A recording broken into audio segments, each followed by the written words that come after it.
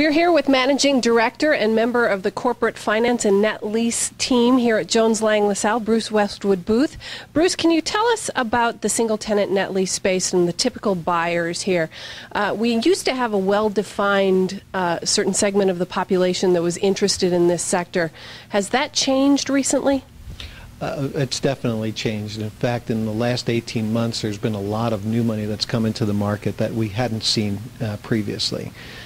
Typically, you had your typical buyers. There might have been a dozen good buyers for net lease transactions. That's grown dramatically to the point of, us going out to, upwards of 50 to 60 buyers when we're actually marketing triple net leases, which is different than it was in the past.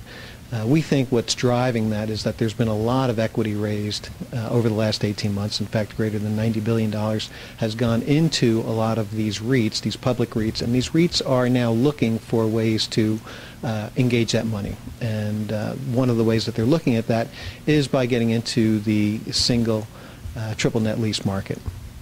Now, I can't say that they're getting into all the markets because they are kind of select, whereas, you would have your triple net lease buyers typically looking at all triple net lease deals. This new breed of investors really coming in and looking at select transactions. So they're kind of looking at the larger deals. They're looking at the deals that are in primary markets, core markets that they're familiar with, and strong buildings that they feel confident that they could always re-tenant in the future. So is there a disconnect here in the amount of money that's out available in this space and the amount of properties?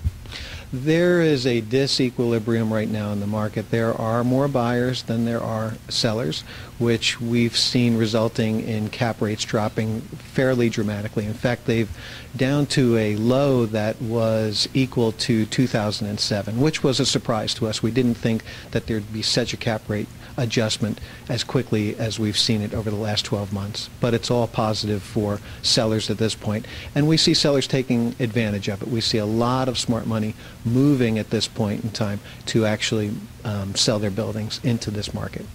How about the current economic volatility? How will that affect this space? Is it going to affect transactions? It can affect transactions. What we're keeping our eye on right now is what's happening in the debt markets. As long as the debt markets are flush with cash and all the lenders are actually lending money, it's not about price, it's about are they out there lending money, we feel confident that we're going to see this continue. However, if suddenly something happens like something associated with this European debt crisis, or if we look at confidently we're looking at a double-dip recession, or there's information that says this is going to occur, you could see the debt markets begin to close up.